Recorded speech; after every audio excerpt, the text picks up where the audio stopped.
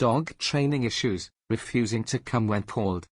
Many dog owners fail to recognize the importance of having a dog that comes when called until there is a problem, such as the collar or leash breaking, or the dog tearing free to chase a person or another animal. These situations can be dangerous for the dog, the owner and other members of the community. In areas where there is a lot of vehicular traffic, the situation could even prove fatal to the dog. Unfortunately, many well-meaning owners sabotage this important part of their dog's training by allowing it to run off-leash and unattended. Whether the dog is allowed to run in the park, on the beach, or just play with other dogs, this teaches the dog that there are many fun things that do not involve its owner. In fact, from the dog's perspective at least, these fun times are often ruined by the appearance of the owner.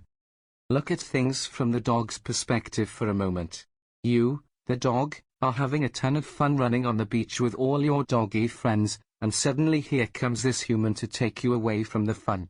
When you see the dog's point of view, it is easy to see how the appearance of the owner and the leash can be seen as a negative.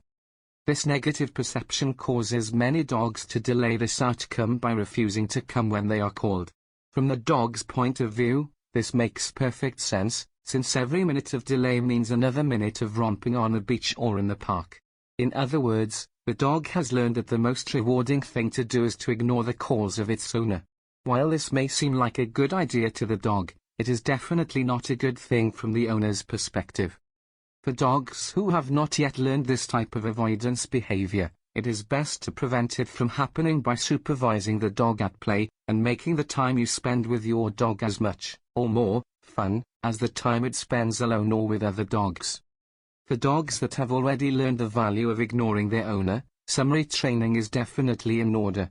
It is vital that every dog respond to the come here command, for the safety of both humans and dogs alike. One thing to avoid is following the come here command with unpleasant activities. Calling the dog, and then immediately giving him a bath, clipping his nails, taking him to the vet, etc. will quickly teach the dog that coming to the owner has negative consequences. It is best to ask the dog to come and then play with him, feed him, walk him or engage in other fun activities. If you do need to take your dog to the vet, bathe him, etc. be sure to allow some time to pass so the dog does not associate the come here command with the bad experience. It is important to remember that dogs are constantly learning, whether a formal training session is in process or not. Your dog is always learning something from you, whether good or bad. It is therefore important to make every interaction with your dog a positive one.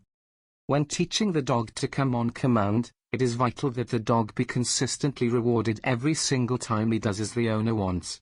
A reward can be as simple as a pat on the head, a goodbye or a scratch behind the ears. Of course, treat-based rewards are appreciated as well, and many dogs are highly food motivated and respond quickly to this type of training. The key is to be consistent.